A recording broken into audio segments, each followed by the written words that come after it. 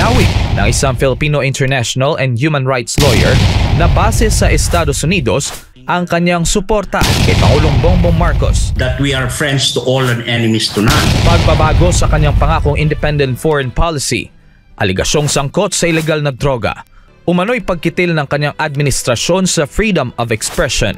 Ilan lamang ito sa mga dahilan kung bakit binawi ng isang Filipino international and human rights lawyer na base sa Estados Unidos ang kanyang suporta kay Pangulong Bongbong Marcos.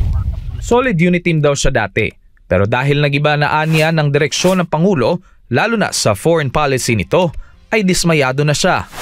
Kasabay nito ay nanawagan siyang ibalik ang friend to all at enemy to none na foreign policy. Nakita ko yung matinding 360 degrees na pagbabago, lalong-lalo na sa usapin ng foreign policy ng Pilipinas. Kahit na nung unang bisita niya rito sa Amerika ay matibay at maliwanag yung kanyang pronouncement that we are friends to all and enemies to none. No? Pero nung pabalik-balik na siya ay makikita natin yung unti-unting pagbabago. Nakikita raw ni Valera na posibleng may pressure sa Pangulo sa nangyayaring hidwaan ngayon sa South China Sea, bagamat hindi niya masasabi kung ito ba ay dahil sa kaso nito sa Amerika kaugnay sa umano'y ill-gotten wealth ng mga Marcos. Merong malinaw na pressure. Yeah. May malinaw na external pressure.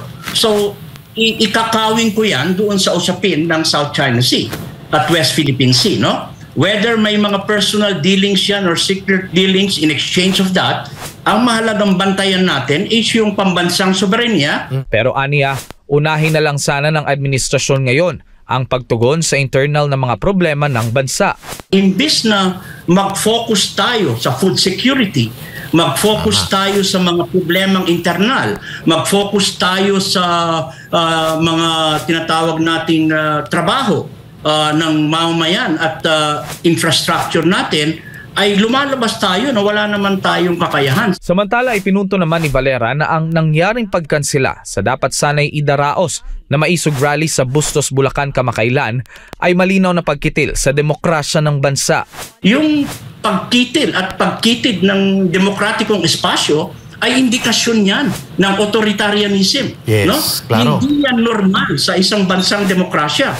Lalong-lalo na sa pagrespeto ng saligang batas tungkol sa malayang pananalita at sa isang matahimik na pagtitipon. Ang kontrobersyal din ang pagkakasangkot ng pangalan ng Pangulo sa isang dokumento ng PIDEA na nagsasabing gumagamit ito ng iligal na droga ay dapat na rin itong sagutin sa pamamagitan ng voluntaryong pagpapadrug test.